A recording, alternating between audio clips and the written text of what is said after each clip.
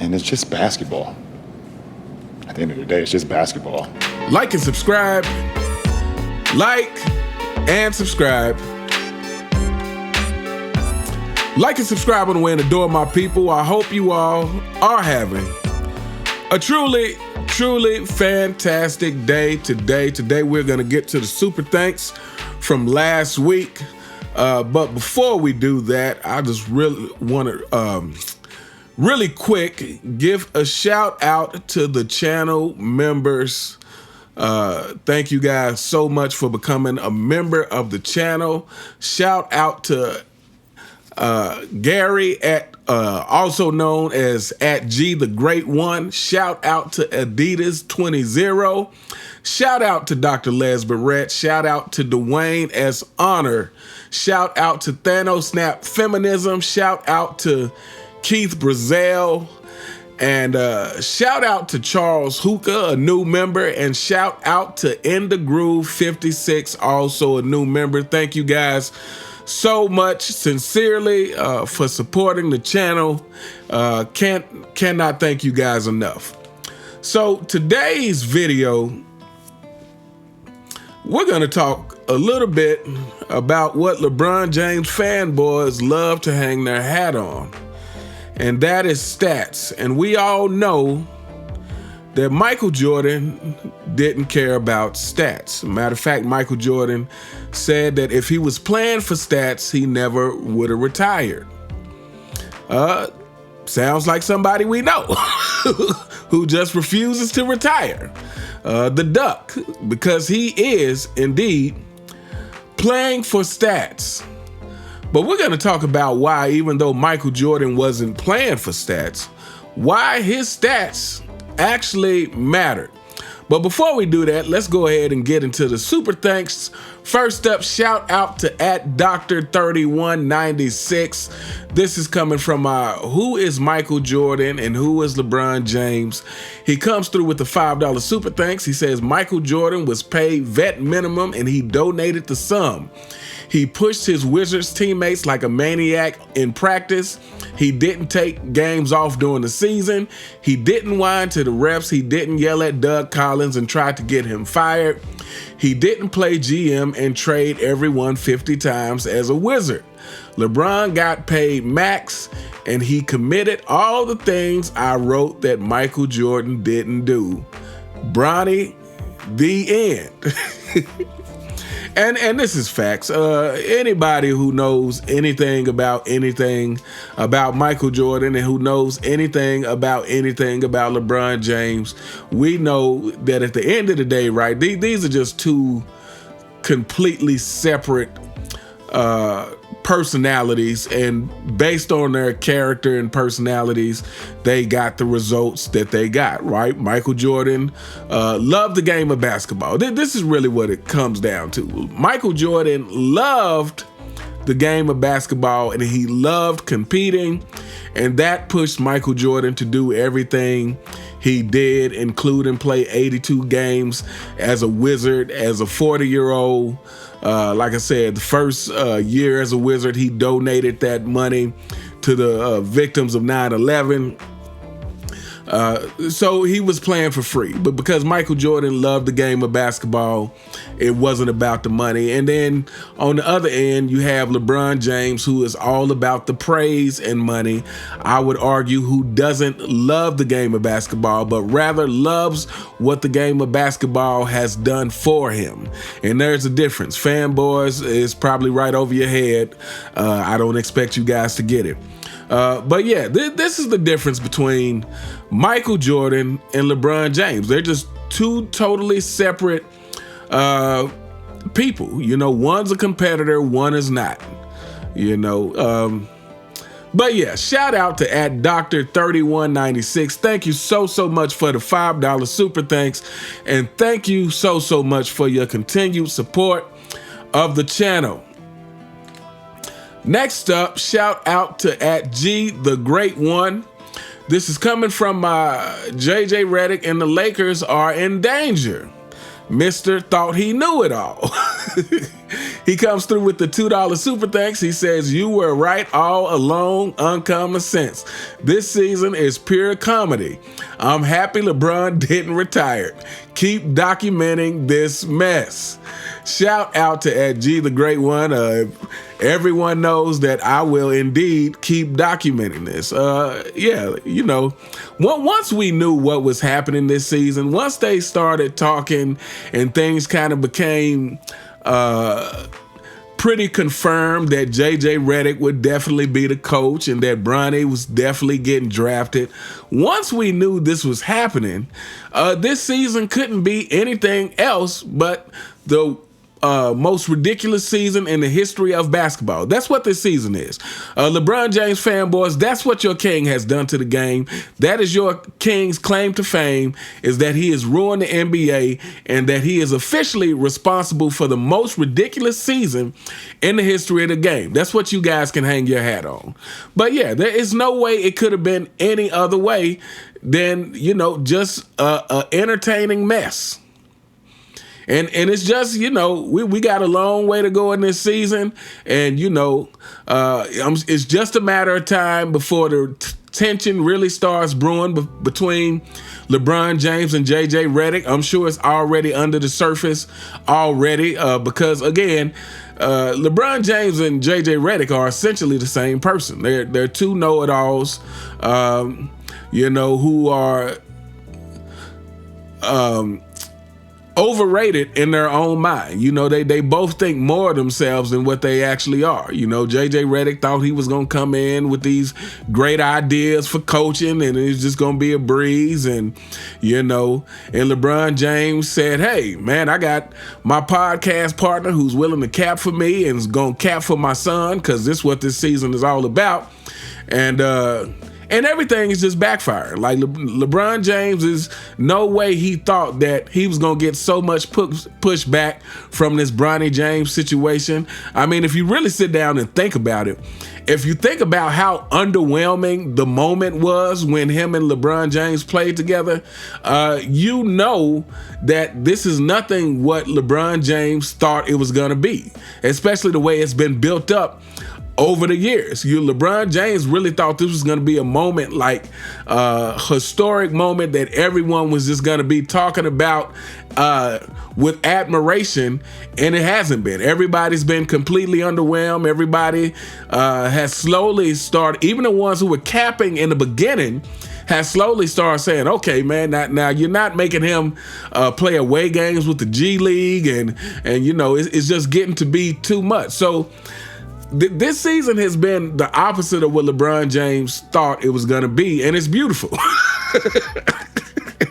It's beautiful that such a high IQ person couldn't understand what was going to be the real ramifications of this season. But we all knew that this was going to be a straight up and down clown show. It couldn't be anything else. It was impossible for it to be anything else but this. Fanboys, that's your king. Shout out to @G the Great One. Thank you so much for the $2 super thanks and for your continued support of the channel. Next up, shout out to @QQ1981. And this is coming from the same video about JJ Redick and the Lakers. And he comes through with the $10 super thanks and simply says 100, 100, 100. Thank you so much for the $10 super thanks. And thank you so very much for your continued support of the channel. Next up, shout out to @Trey04Will. And he comes through with the $5 super thanks. This has come from my Lakers get blown out by Miami because LeBron James needs more help video. And he says, "Thanks. The perfect ending would be for Bronny Sr. and Bronny Jr. to be the first father and son duo to retire in the same season." Now that would actually be something great. I can agree with that. If Bronny and LeBron retired at the same time, that would be wonderful. I couldn't agree more. I could not agree more. That would be a beautiful thing. Shout out to @Trey04Will. Thank you so much for the $5 super thanks. And thank you so much for the continued support of the channel.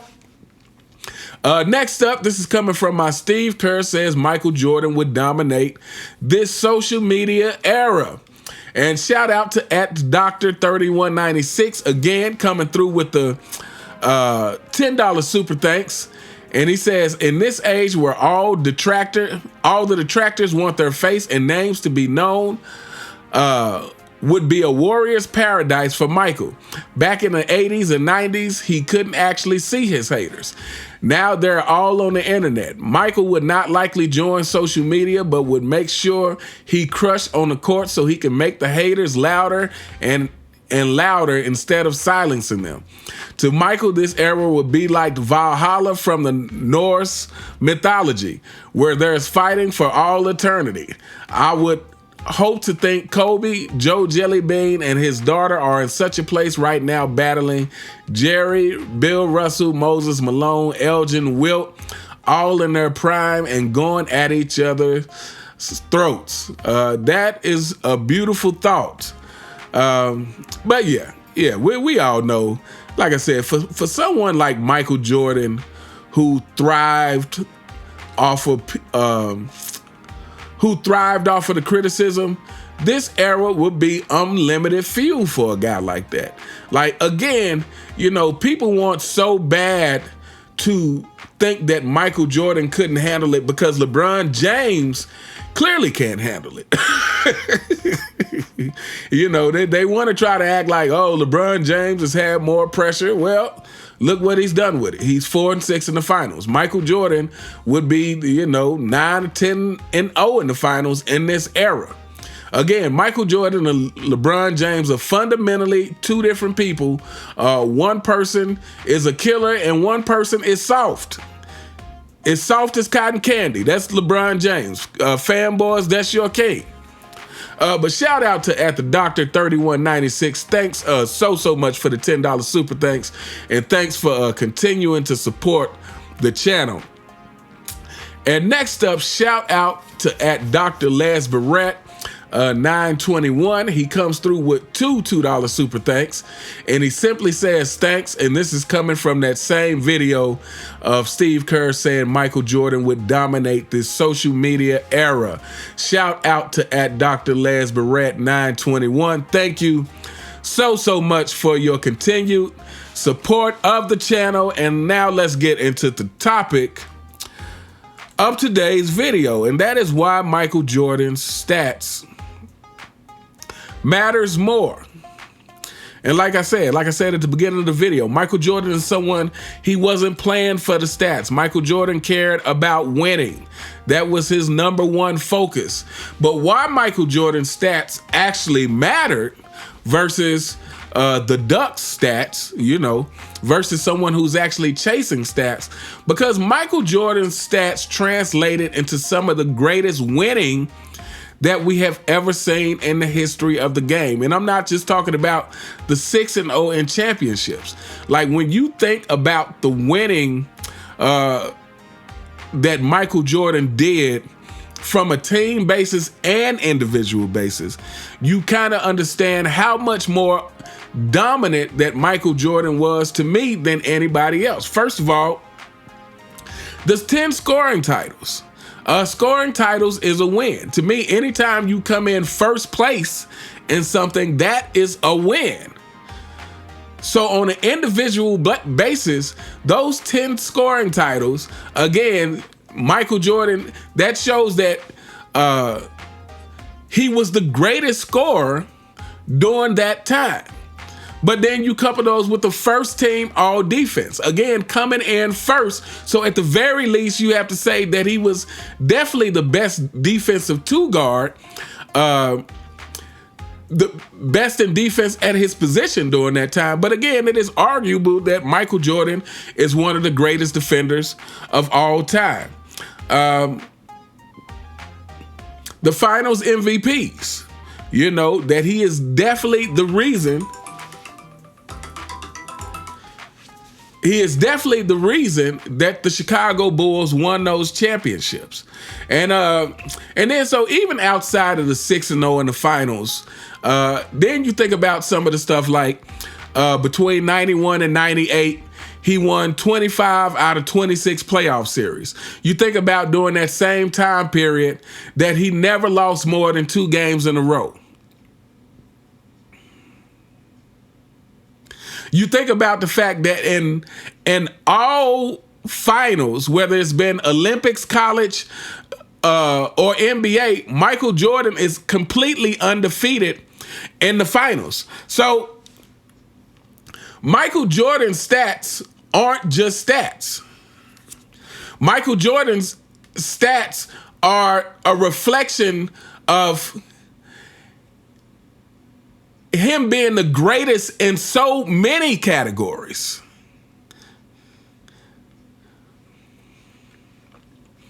Michael Jordan's stats are a reflection of him being the greatest in so many categories. And this is why LeBron James fanboys, why your King stats are very insignificant. Because despite racking up all of these longevity stats that the Duck has been racking up, again, he is 4-6 in the finals. LeBron James, despite them wanting to call him the greatest scorer because of the longevity, because of the all-time leading scoring record, only has 1 scoring title. Despite the fact that they want to say LeBron James is a pass-first player and compare him to Magic Johnson, LeBron James only has 1 assist title.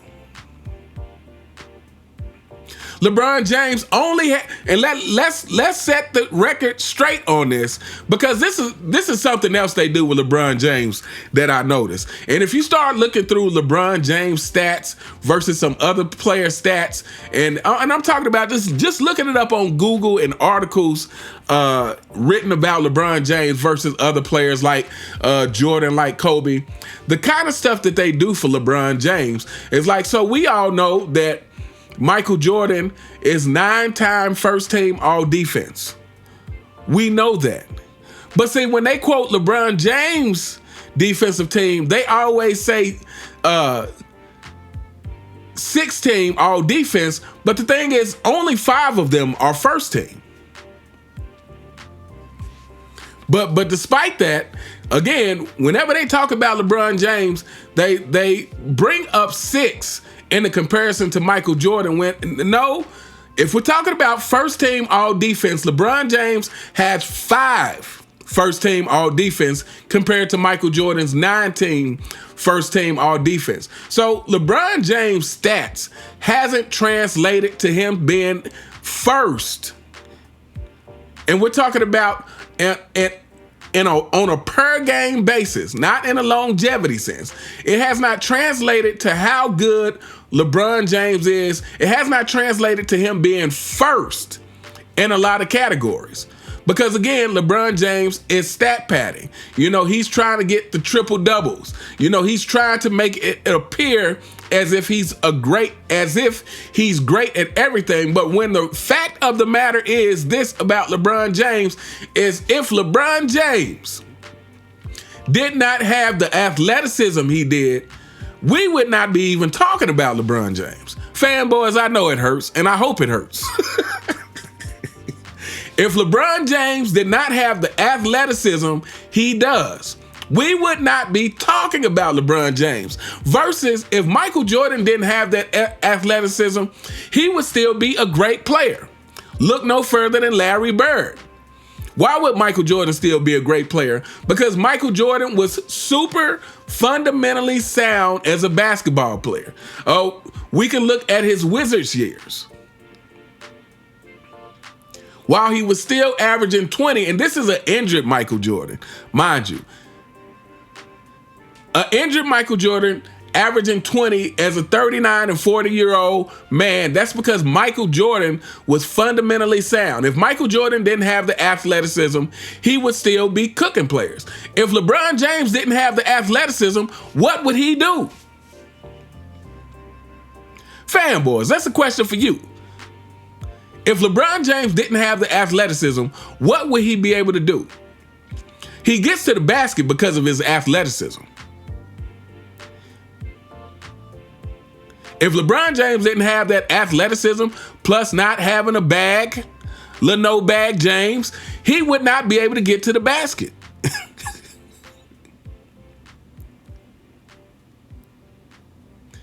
he would be rendered helpless. No chase down blocks. So yeah, this is why the stats of Michael Jordan, they back up who he is. They back up all the hard work. They back up how fundamentally sound he is. They back up how great a player he was on both ends of the court. And that's the difference. And the reason it works like this, and we're going to wrap this video up, but let me just explain to you, LeBron James fanboy, something. The reason it works while Michael Jordan's stats back up his greatness is because Michael Jordan wasn't focused on the stats. Because he was focused on winning, because he was focused on being the best, because he was focused on being a competitor, because he wanted to show people that you couldn't stop me on offense, because he wanted to show people that I can stop you on defense. Because this is the thing, because of what Michael Jordan was focused, I've said this in other videos before, it's all about your intentions from the beginning. It's all about what your initial intentions are, what your motives are for doing something. That's going to determine the outcome that you get. So if your focus is on winning, if your focus is on being a competitor, if your focus is on being the best offensive player in the league, if your focus is being the best defensive player in the league, then the stats are going to back up the effort into those things. However, if your focus is on the stats, you're going to suffer in all those other areas because that's not your actual focus. The stats should not be your focus. If your focus is the stats, you're simply going to rack up numbers, and that is what the duck, the deer, the leader of the 4 and 6 kingdom, the king of the CFL, that is what he has done. And that's why everything else has suffered, because his focus is on the stats. If you're focused on the stats, you can rack up stats. But if you're focused on being the best offensive player you can be, being the best defensive player you can be, then you're going to rack up scoring titles. You're going to rack up first team all defenses. You're going to rack up winning, and the stats are going to back you up on that. But anyway, let me know what you guys think in the comments. What do you think about the fact that Michael Jordan's stats mattered? Because stats are not what he was focused on. The stats simply back up the things that he was actually focused on. The stats are a byproduct of his effort in the fundamentals of the game. That's what they are. For Michael Jordan, the stats are a byproduct of his focus on the fundamental aspects of basketball. And with LeBron James, it's the other way around. That's why he's 4 and 6 in the finals. That's why he only has 5 first-team all-defenses. That's why he has 1 scoring titles. That's why he has 1 assist title. That's why he's widely not considered the GOAT. That's why his whole season is crumbling before his eyes. That's why he's needed super teams. That's why he's had coaches fired and players traded. That's why he always needs more help. That's why he always needs more narratives. That's why he needs Unclutched Sports to constantly bully the mainstream media into feeding delusional fanboys untruths to try to bully people into believing that he is something that his game clearly says he's not. Let me know what you guys think in the comments. You all have a truly, truly fantastic day, and I'll see you next time. All right.